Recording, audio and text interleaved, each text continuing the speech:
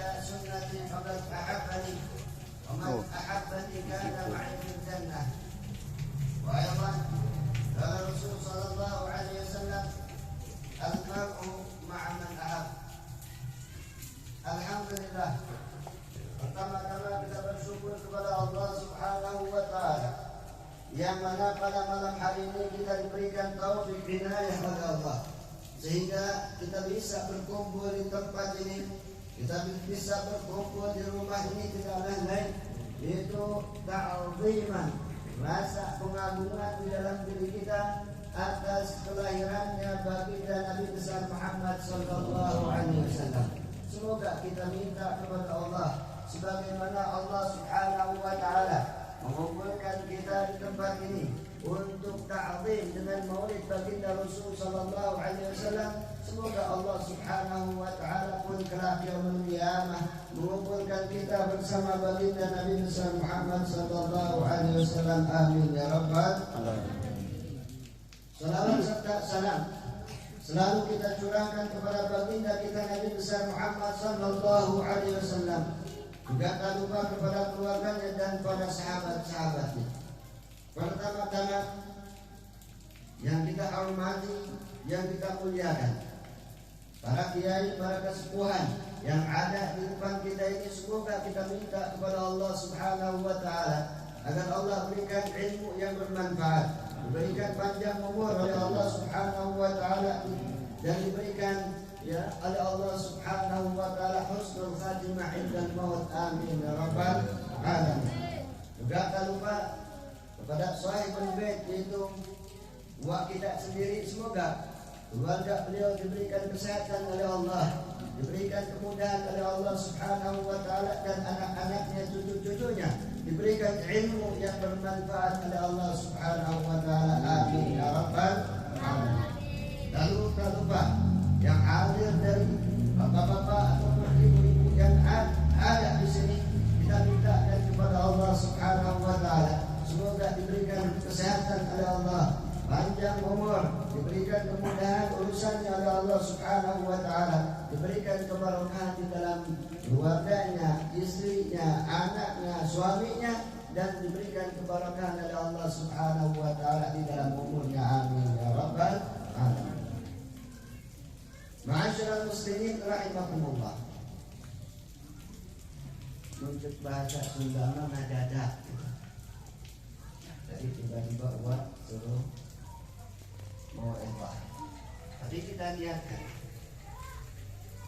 dengan apa yang disampaikan oleh Rasul sallallahu alaihi wasallam, balighu anni walau ayat, sampaikan dariku walaupun satu permasalahan. Yang mana kita alhamdulillah sekarang ini kita lihat bagaimana umatnya Rasul sallallahu alaihi wasallam di akhir zaman ini, mereka betul-betul tidak mengenal siapa itu Rasul sallallahu alaihi wasallam. Umatnya Rasul sallallahu alaihi wasallam sekarang ini tidak pernah mereka mau untuk mempelajari bagaimana sejarah baginda Rasul sallallahu alaihi wasallam. Karena kita lihat anak, yaitu anak-anak di zaman sekarang ini lebih sibuk mereka dengan urusan dunia mereka, dengan urusan HP mereka, dengan urusan medsos mereka, tanpa terpikirkan oleh mereka bahwasannya ada seorang Nabi yang mana beliau adalah seorang yang betul-betul memiliki perhatian yang begitu istimewa untuk kita. Kita lihat bagaimana di dalam sejarah sampai-sampai Rasul sallallahu alaihi wasallam ketika datang Sayyidah Aisyah radhiyallahu anha kepadanya, kemudian Rasul sallallahu alaihi wasallam katakan, Allahumma ighfir li Aisyah ma qaddamat wa akharat wa ma asrat wa ma a'lanat.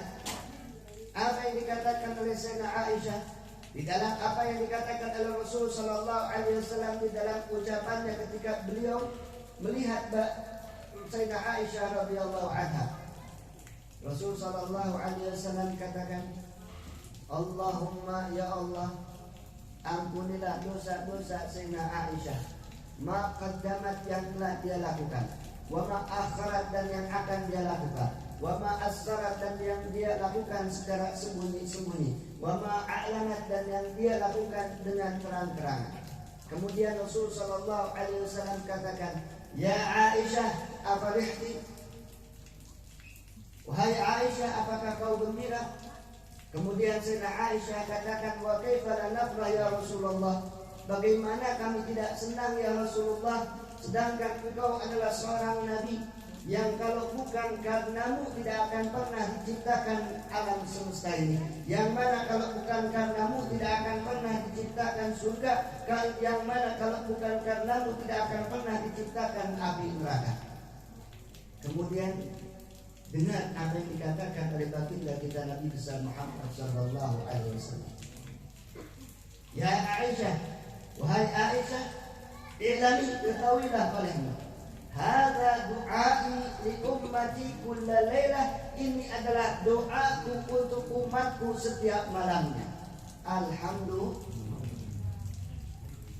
Lihat pengorbanan Rasul, lihat perhatian Rasul sallallahu alaihi wasallam sampai beliau katakan, ya Aisyah, ini adalah doaku untuk umatku setiap malamnya, yaitu Rasul sallallahu alaihi wasallam bermunajat kepada Allah.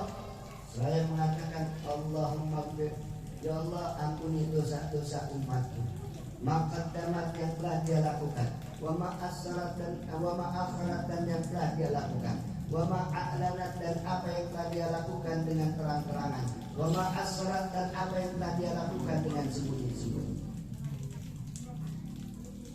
Ini bagaimana pengorbanan Rasul sallallahu alaihi wasallam. Sampai-sampai ketika sakaratul maut, tatkala malaikat Israil datang kepada Rasul sallallahu alaihi wasallam seraya mengatakan, ya Rasulullah, wahai Rasul, aku datang diperintahkan oleh Allah Subhanahu wa taala untuk mencabut ajalmu hari ini. Lalu Rasul sallallahu alaihi wasallam katakan, kalau seandainya Allah Subhanahu wa taala yang memerintahkanmu untuk mencabut ajalku, maka cabutlah ajalku. Karena harus kita lihat bahwa alasannya Rasul sallallahu alaihi wasallam katakan, man ahabba liqa Allah ahabballahu liqa'ah. Barang siapa yang senang untuk berjumpa dengan Allah, maka niscaya Allah Subhanahu wa taala pun akan senang untuk berjumpa dengannya. Karena perjumpaan kita dengan Allah adalah dengan kematian. Coba kalau kita yang hadir di sini ketika datang Israel kepada kita, lalu mengatakan kepada kita bahwa Allah Subhanahu wa taala datang kepada kita untuk mencabut ajal kita, apa yang kita jawab? Pasti kita katakan, tawakal Israel. Kunaon emang? Cicilan dan lunas, motor dan lunas, rumah dan lunas, budak letih kene, istri turis kene. Pasti jawabannya pasti. Kenapa? Karena kita tidak cinta untuk berjumpa dengan Allah. Karena kita tidak merasakan bahwasannya perjumpaan dengan Allah Subhanahu wa taala adalah al-maut, dengan kematian. Lalu apa? Lihat di dalam sejarah. Ketika Rasul sallallahu alaihi wasallam didatangi oleh malaikat Israil seraya meminta izin kepada Sayyidina Rasulullah sallallahu alaihi wasallam untuk dicabut ajalnya, dengar apa yang dikorbankan oleh Rasul sallallahu alaihi wasallam. Ketika dicabut ajalnya, dari ujung kaki Rasul sallallahu alaihi wasallam katakan, rasa sakit dirasakan oleh Rasul sallallahu alaihi wasallam. Kemudian ketika itu Rasul sallallahu alaihi wasallam katakan kepada Israil, ya Israil, sedahsyat inikah sakit ketika seseorang dicabut ajalnya oleh Allah? Kemudian Rasul mendengar apa yang dikatakan oleh Sayyidina Israil, na'am ya Rasulullah, ya Rasul. Seperti inilah rasa sakit seseorang ketika dicabut ajalnya oleh Allah. Dengar apa yang dikatakan oleh baginda kita Nabi besar Muhammad sallallahu alaihi wasallam. Beliau katakan sambil menangis, yang beliau ingat adalah umatnya, sehingga beliau katakan, Allahumma khaffif li ummati, ya Allah ringankan pencabutan ajal untuk umatku, ya Allah ringankan rasa sakit dicabutnya ajal kepada umatku. Ini jawaban yang dikatakan oleh baginda kita Rasul sallallahu alaihi wasallam. Sampai naik lagi ke atas, naik dari ujung kaki ke lutut, sampai lutut ke paha. Lalu apa yang dikatakan oleh baginda Rasul sallallahu alaihi wasallam? Ummati, ummati, Ya Allah, umatku, umatku ya Rabb, kaifa haluhum min ba'di? Ya Allah, umatku, ya Allah, umatku, ya Allah, umatku, kaifa haluhum min ba'di? Bagaimana keadaan mereka setelah kematianku? Lihat, yang dipikirkan oleh baginda Rasul sallallahu alaihi wasallam adalah umat.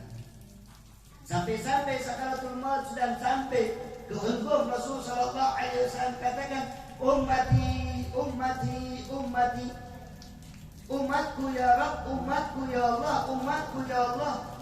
Sehingga Allah subhanahu wa ta'ala pun katakan di dalam Al-Quran, di dalam surat Ad-Duha, wa sawfa yu'tika rabbuka fatarda, maka niscaya kami ya Muhammad akan memberikan kepadamu sesuatu yang akan membuatmu ridha. Ikhtilaful ulama, berbeda pendapat ulama di dalam kitab penafsiran wala sawfa yu'tika rabbuka fatarda. Para ulama katakan yang membuat Rasul sallallahu alaihi wasallam ridha adalah la yarda, Rasul tidak ridha umatnya kekal dimasukkan oleh Allah ke dalam api nerakanya Allah.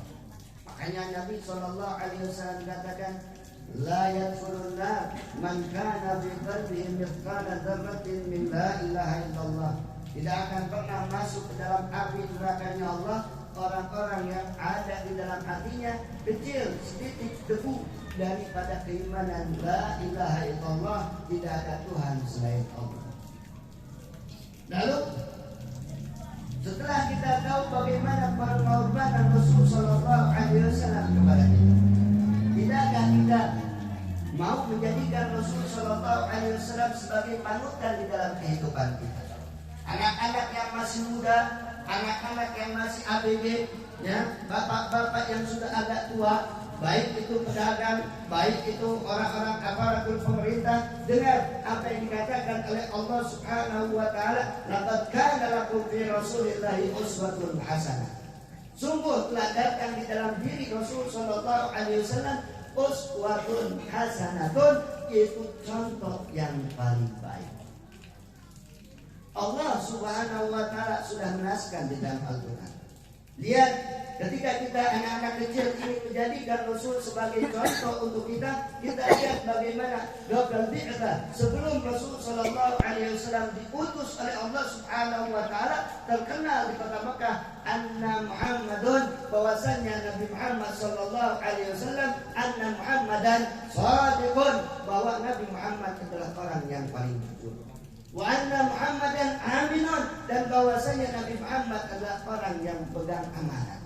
Dari muda sudah terkenal. Kenapa? Akhlaknya Rasul sallallahu alaihi wasallam. Anak kecil sekarang mana di antara kalian yang tidak pernah berdusta kepada orang tua kalian? Berapa banyak di antara anak-anak kecil zaman now yang mana mereka selalu membohongi kepada kedua orang tua mereka, tidak mau menjadikan Rasul sallallahu alaihi wasallam sebagai contoh. Ataupun yang sudah tua di dalam pedagang, berapa banyak pedagang-pedagang yabus, orang-orang yang menipu di dalam dagangnya. Bukankah Rasul sallallahu alaihi wasallam pun adalah seorang pedagang?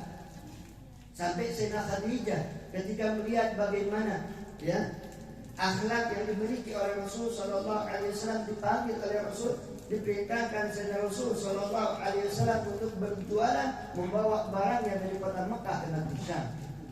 Kenapa? Karena mendengar bahwasannya Sayyidina Rasulullah sallallahu alaihi wasallam anak muda yang betul-betul memegang amanah, anak muda yang betul-betul jujur. Makanya pedagang pun jadikan Rasul sebagai panutan, karena Rasul katakan di dalam hadisnya, at-tajir as-saduq al-amin ma'a syuhada yaumil qiyamah. Orang yang pedagang yang memegang amanah, as-saduq yang jujur, kelak yaumul qiyamah akan dikumpulkan oleh Allah Subhanahu wa taala bersama orang-orang mati syahid di jalan Allah Subhanahu wa taala. Ini janji Rasul sallallahu alaihi wasallam. Makanya satu keberuntungan bagi orang-orang yang diberikan taufik oleh Allah dan kelak menjadikan Rasul sallallahu alaihi wasallam sebagai contoh di dalam kehidupan. Karena apa? Lihat kata Allah, liman kana yarjullaha wal yawmal akhir. Orang-orang yang mau menjadikan Rasul sallallahu alaihi wasallam sebagai panutannya adalah orang-orang yang berharap untuk mendapatkan keridhaan Allah. Kalau sudah mendapatkan keridhaan Allah, dengar apa yang dikatakan oleh Allah di dalam Al-Quran. Ya ayyatuhan nafsul mutmainnah, irji'i ila rabbiki radiyatan mardiyah, fadkhuli fi ibadi wadkhuli jannati. Allah akan panggil mereka, akan dimasukkan ke dalam surga dengan perkataan yang dikatakan oleh Allah, fadkhuli fi ibadi, masuklah kalian ke dalam kelompok hamba-hamba, wadkhuli jannati, dan masuklah kalian ke dalam surga. Tidakkah kita ingin termasuk orang-orang yang kelak yaumul qiyamah terpanggil oleh Allah Subhanahu wa taala untuk masuk ke dalam surganya Allah? Tidakkah kita ingin kelak yaumul qiyamah kita dikumpulkan di padang mahsyar bersama baginda Rasul sallallahu alaihi wasallam? Tidakkah kita ingin ketika kita dihisab oleh Allah Subhanahu wa taala, Rasul sallallahu alaihi wasallam melihat kita memintakan kepada Allah agar dihisab dengan hisaban yang begitu mudah? Kalau seandainya kita ingin menjadikan Rasul sallallahu alaihi wasallam sebagai al-dhakhirah, ya, sebagai seorang yang akan menjadikan kita kelak yaumul qiyamah mendapatkan keistimewaan dari Allah, jadikan Rasul sallallahu alaihi wasallam sebagai uswah. Jadikan Rasul sallallahu alaihi wasallam sebagai panutan. Jadikan Rasul sallallahu alaihi wasallam adalah sebagai orang yang patut kita jadikan sebagai contoh di dalam kehidupan kita. Coba, mana anak sekarang ditanya nasab Nabi siapa? Sok tanya. Yang tahu Ronaldo, Messi, tadi, ya salah. Sok tanya anak-anak teman. Ketika ditanya siapa itu Rasul, mereka nggak tahu. Siapa itu ayahnya Ayu Ting Ting? Dia jawab, Jerojak.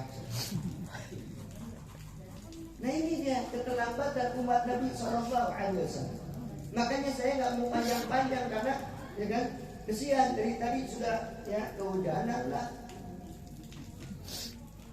Intinya ketika kita hadir maulid, tanamkan akhlak. Ingat di dalam kitab Tadhkirun Nas, Habib Ahmad bin Hasan Al-Aqas beliau mengatakan, ya, ingat ketika disebutkan bacakan maulid at-tiba, semua maulid Rasul sallallahu alaihi wasallam hadir. Ini Habib Ahmad bin Hasan sahibul kitab Tadhkirun Nas, yang mana beliau memfatwakan di dalam fatwa, ya, ketika zakat tidak boleh seseorang mengeluarkan zakat tamrah, korma, kecuali ketika inab, korma kecuali ketika sudah menjadi korma, nggak boleh sebelum menjadi korma. Kemudian Habib Ahmad mengatakan boleh.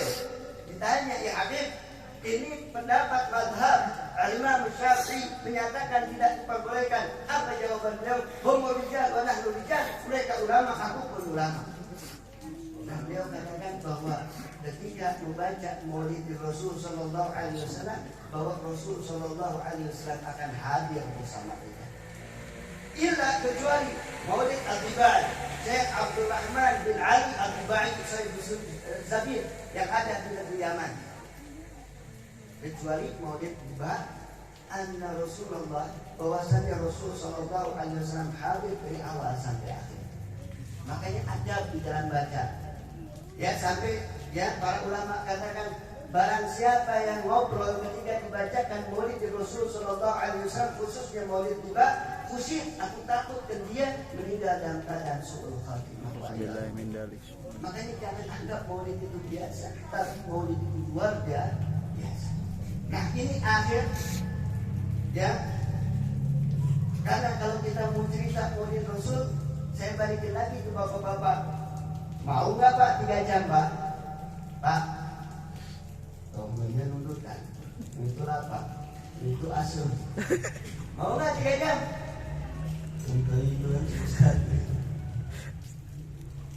Ini belum lahiran loh. Karena kalau kita mau cerita maulid Rasul sallallahu alaihi wasallam dari pertama Sayyid Abdullah, bagaimana terjadinya pernikahan beliau dengan Sayyidah Aminah. Kemudian ketika terjadinya pernikahan, berapa banyak perempuan-perempuan Quraisy yang meninggal, disebutkan di dalam kitab, ya, di kitab, ya, Nikmatul Kubra. Kitab Ibnu Hajar Al-Asqalani menyatakan bahwa di dalam kitab itu 100 orang meninggal, karena rasa penyesalan mereka tidak terpilih oleh Sayyidina Abdullah ayahnya Rasulullah Sallallahu Alaihi Wasallam. Belum nanti cerita ketika malam pertamanya malam Jumat, ketika bulan pertama datang Nabi Allah Adam alaihissalam, bulan kedua datang Nabi Allah Syir, bulan ketiga datang Nabi Allah Idris. Mau nggak ceritain? Oh banyak mau nggak 3 jam?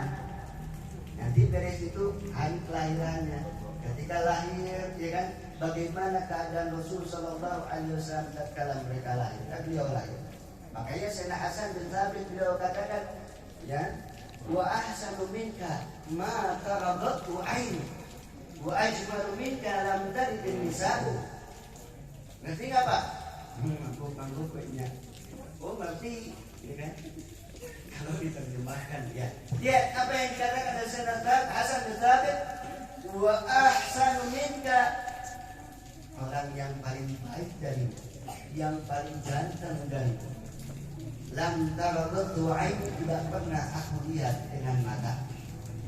Wa ajmalu minka lam tarid nisa'u, dan orang yang paling ganteng dari Rasul sallallahu alaihi wasallam darimu, lam tarid nisa'u, tidak pernah terlahir oleh siapapun makhluk yang ada di alam semesta ini. Khuliqta bar'an, ya, khuliqta bar'an an kulli aibin, kau terlahir bersih daripada kejelekan. Fa'innaka qad khuliqta kama tasha'u, sepertinya kau telah diciptakan bagaikan apa yang kau kehendaki ya Rasulullah. Nah, makanya ini karena dia berhubung maulid, ya kan, panjang, ya kita ambil ringkasnya saja, ya kan. Jadi oleh-oleh dari sini dengar apa yang dikatakan oleh cucunya Rasul Sallallahu Alaihi Wasallam, Habib Abdullah bin Abdul Haddad, di dalam kitabnya Al-Kamal Al-Fa'at. Nih, untuk menanamkan cinta kita kepada Allah. Al-Kamal Al-Fa'at, kesempurnaan itu dalam 4 hal. Yang pertama ilmu naon, bukan ilmu S1, S2, S-cendol. Jangan besok, ya. Ketika sudah menjadi punya gelar S1, S2, SAG, ya, SAG, sarjana agama, padahal mah nol besar di dalam hukum. Ilmu agama tentang bagaimana kita sholat. Ilmu agama bagaimana niat kita ketika berwudu. Ilmu bagaimana sholat kita sah. Berapa banyak di antara kita, kalau kita lihat cara sholat yang mereka lakukan, sudah kebanyakan keluar. Karena alasannya selalu dibilang cemburu. Baca kitab, ada yang sholat yang macam-macam. Coba lihat di dalam kitab. Makanya ini yang pertama, kalau kita ingin sempurna di hadapan Allah, ilmu. Tapi ingat, hati-hati, berapa banyak orang yang punya ilmu menjadi sombong. Apalagi zaman sekarang baru jenggotan, ya, udah kayak umpah-umpah, jenggot panjang, dikit-dikit maulid bid'ah, tahlilan bid'ah. Itu tidak ada di zaman Nabi. Mana lagi ke ayat di zaman Nabi, berarti mana Nabi? Nah, kalau ditanya mau bid'ah nggak tahu. Yang kedua apa? Yang kedua al-amal. Kalau sudah punya ilmu, amalkan. Ilmu nggak usah banyak. Para ulama katakan, man yatlubul ilma li nafsi fal qalil minhu yakfi. Barang siapa yang menuntut ilmu untuk dirinya, maka sedikit dari ilmu cukup. Tapi ingat, wa man yatlubul ilma lin nas, barang siapa yang menuntut ilmu untuk manusia, ingatlah bahwa izin nas katsira, sesungguhnya keperluan manusia itu banyak. Yang ketiga, ikhlas. Sudah punya ilmu, amalkan, kemudian tanamkan di dalam diri kita ikhlas. Tong sama karena uang, karena amplop. Kadang-kadang pusat-pusat perlu amplopnya isinya sabuk. Ikhlas. Memang awalnya sulit, tapi ketika sudah terbiasa, insya Allah. Ingat apa yang dikatakan oleh Allah di dalam Al-Quran. Wa ma umiru illa liya'budullaha mukhlishina lahu-d-din hunafa'a wa yuqimus salata wa yutuz zakata wa dzalika dinul qayyim. Mukhlisin, penuh keikhlasan. Lalu yang keempat, kalau sudah punya ilmu, diamalkan ikhlas. balikan lagi al-bara'atu. Apa? Melepaskan diri bahwa ilmu yang kau miliki, amal yang kau lakukan, keikhlasan yang ada di dalam diri kalian itu atas semata-mata taufik dari Allah, bukan dari kita, dari Allah. Makanya oleh hadir maulid di sini kamu panjang lebar, ambil 4 ya kata Habib Abdul dan kita Nasuhi dunia al-kamalu arba'atun, kesempurnaan itu di dalam 4 hal. Ilmu, kemudian yang kedua amal, yang ketiga ikhlas di dalam amal, yang keempat al-bara'atu, ya mensucikan di dalam diri bahwa apa yang kita lakukan semata-mata karena kekuasaan Allah Subhanahu wa taala. Semoga kita minta kepada Allah agar kita yang hadir di sini diberikan ilmu yang bermanfaat. Amin ya Allah. Kita semua yang hadir di sini sebagai orang-orang yang dicintai oleh Allah, dicintai oleh baginda Rasul sallallahu alaihi wasallam. Kelak yang berliana kita minta kepada Allah pun ketika dibangkitkan kita semua di padang mahsyar agar kita dikumpulkan bersama Rasulullah, istri kita, anak-anak kita, kerabat kita semua dikumpul bersama Rasulullah sallallahu alaihi wasallam. Allahumma inna nas'aluka ya Allah ya Nabi Muhammad sallallahu alaihi wasallam an tahsyurana yaumil qiyamah ma'ah nanti.